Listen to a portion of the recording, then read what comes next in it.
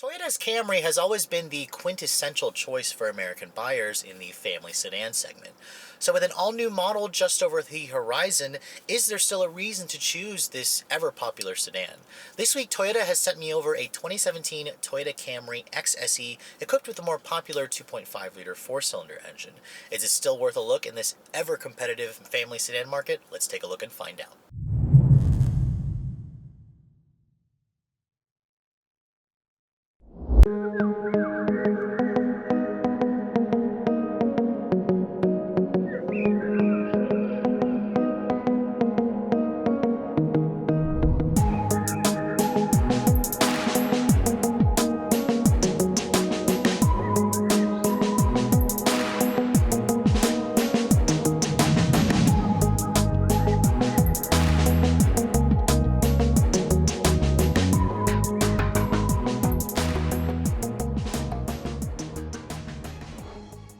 Here in America, the Camry name is a very popular choice for a family sedan. In fact, I just did a Google search on my phone for family sedans, and the Accord, and Altima were the top three choices in the Google search. So this is a very important model for Toyota, and last year the company actually managed to sell about 390,000 units. Now that is a slight decrease versus the same model year in 2015, but Toyota is planning to rectify that with an all-new version that is coming for the 2018 model year. So what about this 2017 model? Well, I have managed to show you guys a few reviews of this vehicle. One model that I haven't shown you is a four-cylinder gas model. I showed you guys a hybrid and a V6, but this is essentially the engine that most buyers, probably like 80% of buyers, actually choose. Now the Camry still comes available in about 4 different trims, starting at the LE, SE, XSE, and XLE.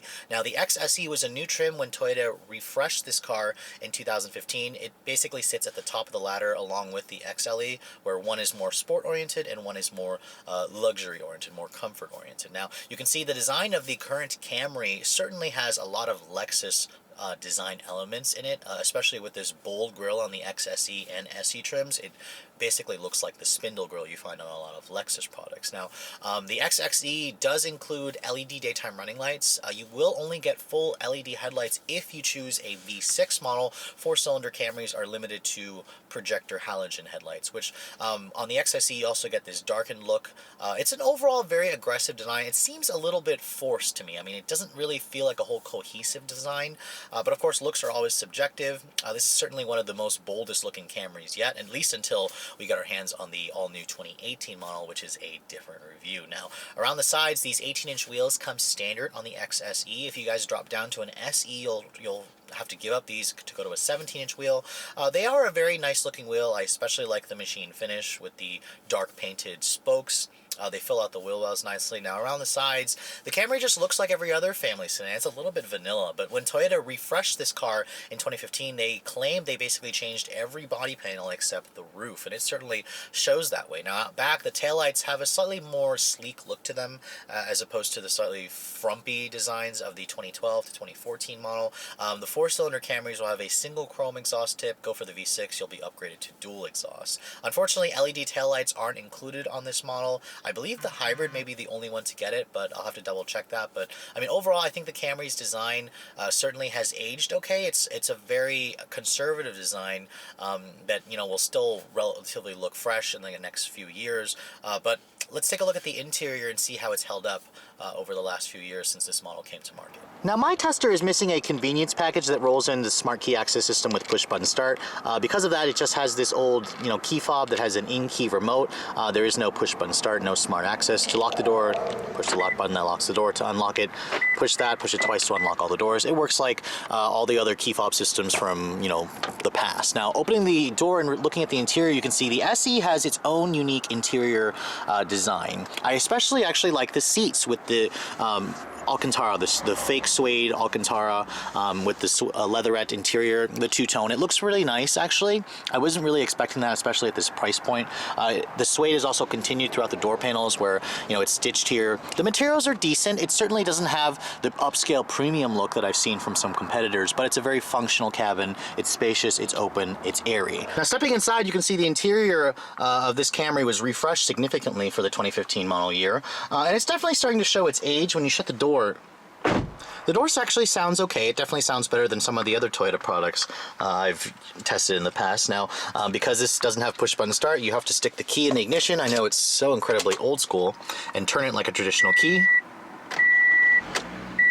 But the Camry starts right up for you, and it's a very smooth, refined four-cylinder. It definitely lives up to the Toyota name of being a very quiet and refined car. Now, checking out the rest of this interior, you can see here, there are some elements that I really like about this cabin. For one, the materials are solid. This is soft touch on the dash. It has this, faux stitching on the dash with the contrast.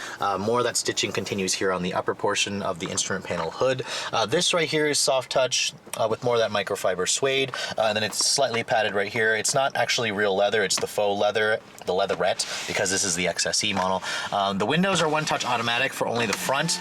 The rears are not one-touch. I believe if you go to the XLE trim or V6, whatever, they may give you the full one-touch for all four. Now, looking at the steering wheel is definitely an interesting design. It's, it's leather wrapped, but the leather could be a little bit smoother. It just feels a little bit rough. Toyota probably will update this steering wheel for the next generation. It does include paddle shifters, which surprised me on the XSE four-cylinder, which I believe I had a Honda Accord V6 sedan, which didn't have paddle shifters, so it's nice to see Toyota including that. The steering, of course, is electric power steering assist.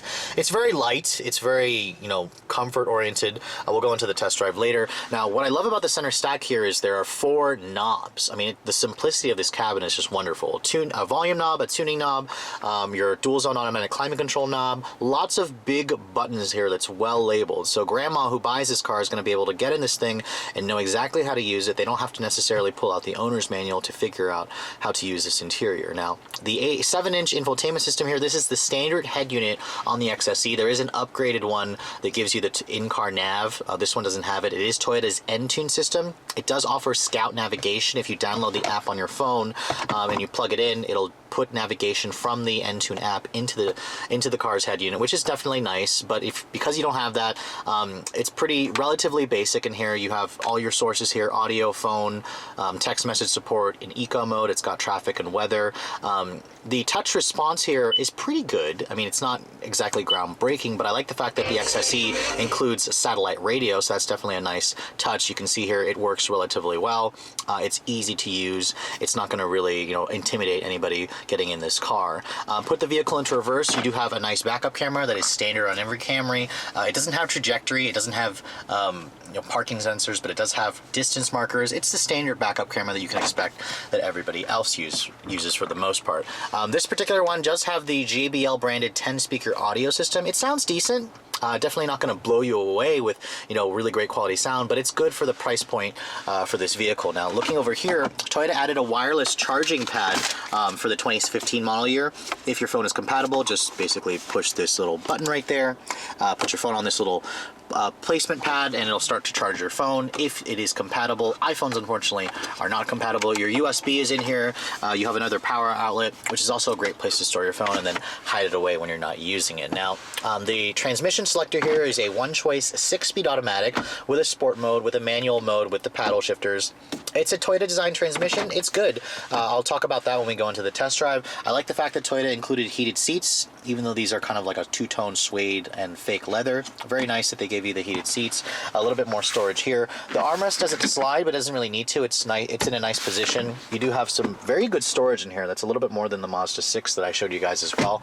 And the seats, of course, they try to be a little bit more aggressive, but they're still pretty wide to accommodate, Americans' full frame. They're relatively supportive. I do find that the headrest, I wish they adjusted to come forward, because for me, this doesn't provide the head support that I was looking for in some competitors. I hope the Toyota rectifies the seats for the next generation model. You can see my tester is also missing a sunroof. It's like missing roughly about $4,000 worth of options to bring this car to a fully loaded XSE 4-cylinder, but overall, given the price point, the interior of this car is definitely functional. Not particularly stylish or luxurious, but it's really easy to use and comfortable. The back seat of the Camry is also a really nice place to spend time. It's definitely one of the bigger back seats in the segment. You can see here the floor is nearly flat in the center, and getting back here is really easy. It's a breeze. The space is plentiful. You can see there's really good foot space, good leg room back here. Shutting the door The door still sounds pretty solid. Unfortunately, the materials are hard touch plastic up here on the upper portions, but you do have that suede Alcantara that's kind of carrying over with more soft padding here where your elbows are going to rest. Now, I like the fact that Toyota gave you vents back here. That's definitely a nice feature. You have 2 mat pockets as well. And then there is a nice armrest back here with cup holders. The headrests surprisingly do not adjust, which is definitely one of the fewer family sedans that don't do that for you, but at least the seats, they fold down 60/40 to give you that extra level of versatility. Now, when you look at the trunk of the Camry, you can see it's a cavernous trunk. I mean, it's one of the largest trunks in the segment. Unfortunately, it does have hinges that will crush your cargo, but it does give this car a much bigger opening. You can see here, there's the seats. They fold down 60/40. Underneath the floor here, Toyota still gives you a temporary spare tire, so you don't have to deal with a fix-a-flat kit like some competitors. But overall, the trunk measures roughly around 15 cubic feet of space. It looks a lot larger than that, so it's a really practical size trunk.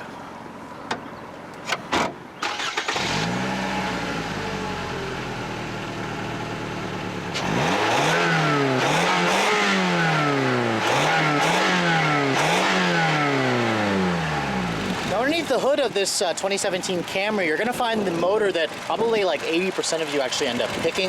This is the company's very tried and true and proven 2.5 liter dual variable valve timing 4-cylinder engine, double overhead cams. You can hear it's a very quiet running motor. That's because it doesn't have direct injection. This motor has been in production for years and years and years. It's a very reliable engine. The numbers are also decent, 178 horsepower and 170 pound-feet of torque. Now, of course, there is an upgrade engine available. I showed you guys the 3.5 liter V6, which makes like 90 more horsepower. That basically what makes this one of the hot rod family sedans on the market. This is a little bit more modest. It's paired with a one-choice only 6-speed automatic. The Camry is only front-wheel drive. Fuel economy also is starting to lag behind the competition. This is rated at 24 in the city, 33 on the highway. It only takes regular gas. This vehicle weighs around 3,300 pounds. Let's get out on the road and see how it all works. So I've had an opportunity to drive this current 7th gen Camry quite a few times. I mean, it's been on the market since 2012. I appreciated the changes Toyota made to it in 2015. I really liked the V6. It's a spunky motor. I wasn't really a fan of the hybrid, but I haven't driven the 4-cylinder model in a while, and this is really the one that you guys all buy. So let's get out on the road and see, how this thing does as a family sedan.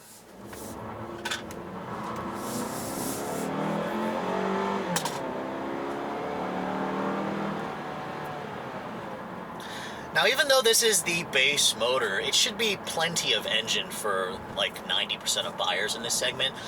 It's a typical Toyota 4-cylinder. It's their bigger 4-cylinder, so it's smooth, it's refined, it revs relatively quickly, and it has a nice, linear band of power. I mean, it's really gonna not leave much people wanting, and it doesn't have that terrible wheel spin of the V6 where it can be a little bit overwhelming at times, where the car has a little bit of torque steer. This is a much more relaxed, much more manageable drive.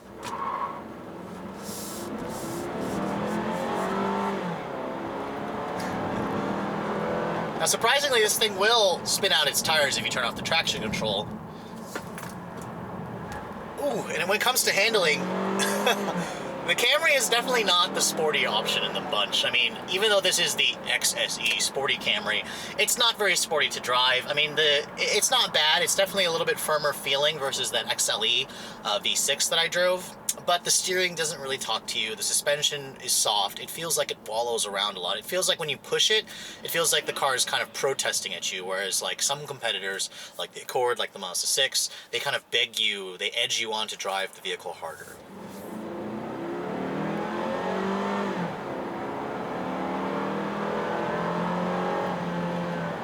Now, when you get it all going, the Camry feels like it gets to 60 like in high 7-second range, like 7.9 seconds, just under 8 seconds, which is an adequate number for most people who are going to buy a car in this segment. That was the text message voice command thing. It'll read it out loud to you if you want it to. But, driving this car down the road normally, it's a very relaxed driving car. It doesn't really have a sport mode. I mean, there's a sport mode here in the shifter, which kind of raises the revs up, but it doesn't really, do much. I mean, this car has a very comfortable ride.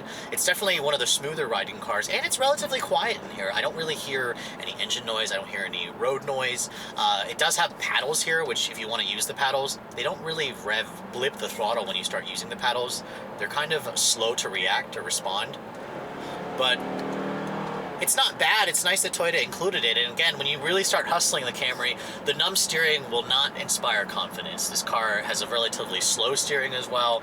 And you just find yourself kind of just relaxing as you drive. You don't want to push it because the car doesn't really like it. But if you drive it for what it is, like a family sedan, the seats are comfortable, although I wish the headrest came out forward. The visibility in here is excellent. My tester doesn't have blind spot monitoring or a cross traffic alert, but it doesn't really need it, to be honest. You can see everything from the driver's seat. The visibility in here is good. It feels very open, very airy. It's a very simple, practical, everyday car to drive on a daily basis.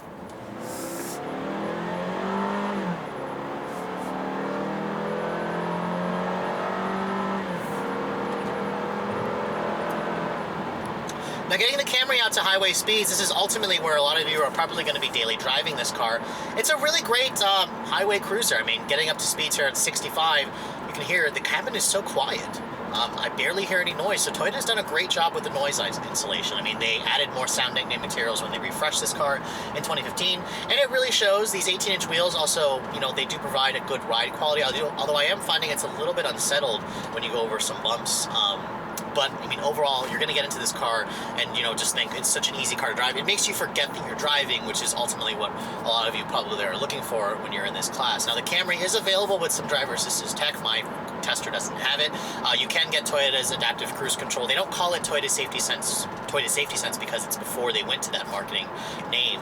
But you cannot get active lane keep with the steering assist. It only has the passive lane departure warning, but you can get the forward collision warning with pedestrian detection, the automatic braking. All that stuff is available on the upper trim Camrys as part of like a technology package. Now, let's talk a little bit about the fuel economy, because I mentioned earlier this car is starting to lag behind a little bit. It's rated at 24 in the city, 33 on the highway. And overall combined, I'm getting about 26 miles per gallon, which is a couple mpg less than what I got in the Mazda 6, which I'm also testing this week. It's not bad MPG. On the highway, I was able to duke it out to around 33 miles per gallon. Again, a couple MPG less than what some competitors do. It's still not bad MPG. It uses regular gas. It's just a really easy car. You just put gas in it, you drive it, you set it and forget it, basically. That's the reason why you decided to purchase a Camry. Now, regarding the price, this is definitely where it gets a little interesting, because the Camry, you know, has a reputation for reliability, for resale value. You would expect to pay more for this car because of that. And surprisingly, the Camry is actually a lot less expensive than a lot of competitors. Now, if you're going to compare base prices, this car starts at like $23,000 for a base LE. Keep in mind that Camrys are only automatic transmissions. Some of the cheaper competitors, they are with a stick shift. Expect to pay like $1,000 extra for a manual. Nobody in America buys a manual for their family sedan anymore, sadly. If you guys want to go step up to an SE, it's like $800 more.